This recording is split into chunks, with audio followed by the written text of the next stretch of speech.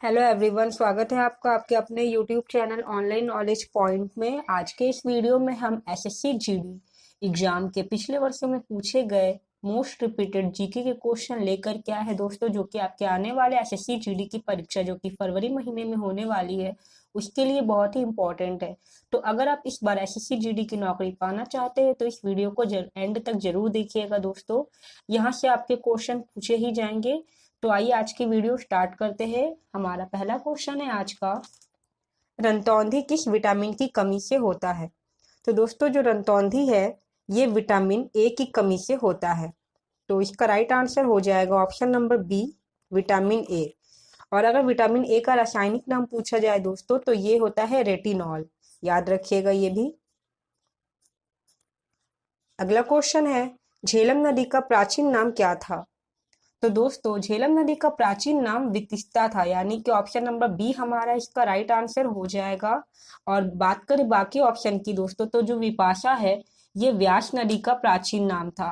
पंपा जो है वो तुंगभद्रा नदी का प्राचीन नाम था। और सदानीरा जो है ये गंडक नदी का प्राचीन नाम था।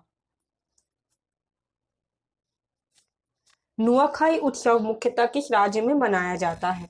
तो दोस्तों जो नुआखाई उत्सव है यह आपका ओडिशा राज्य में मनाया जाने वाला एक फसल उत्सव है, ठीक है। यानी कि ऑप्शन नंबर डी जो है हमारा ये इसका राइट आंसर हो जाएगा।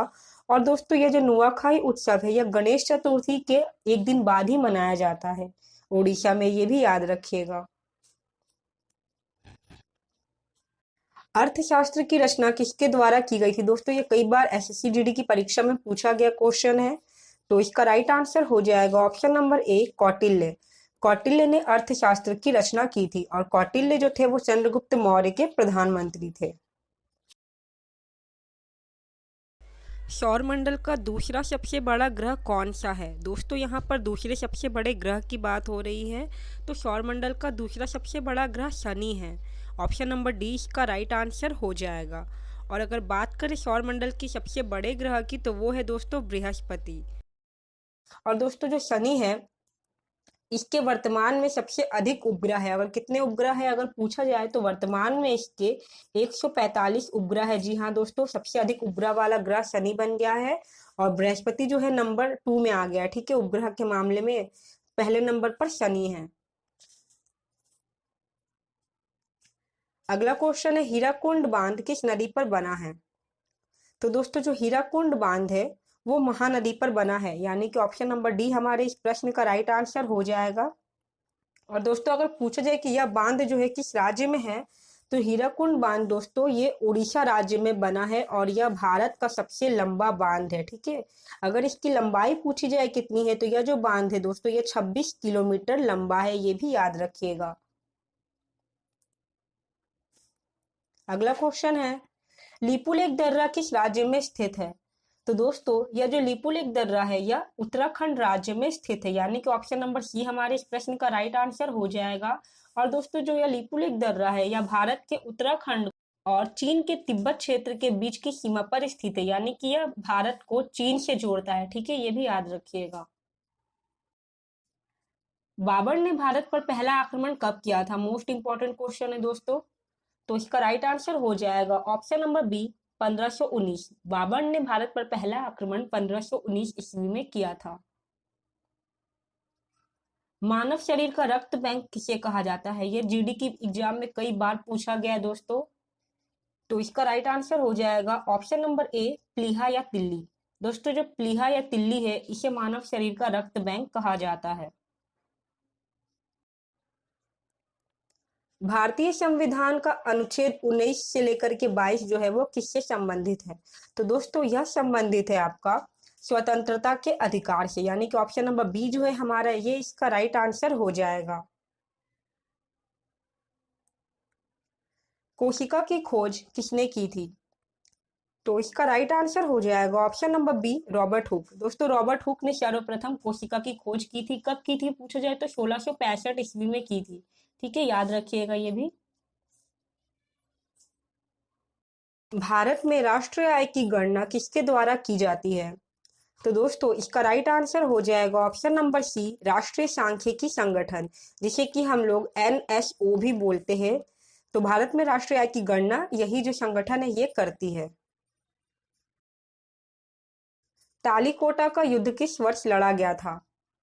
तो दोस्तों जो तालीकोटा का युद्ध है वो 1565 ईस्वी में लड़ा गया था। ऑप्शन नंबर डी इसका राइट आंसर हो जाएगा। और दोस्तों यह युद्ध जो है इसलिए बहुत ही महत्वपूर्ण है क्योंकि तालीकोटा के युद्ध के बाद ही विजयनगर साम्राज्य का लगभग पतन हो गया था।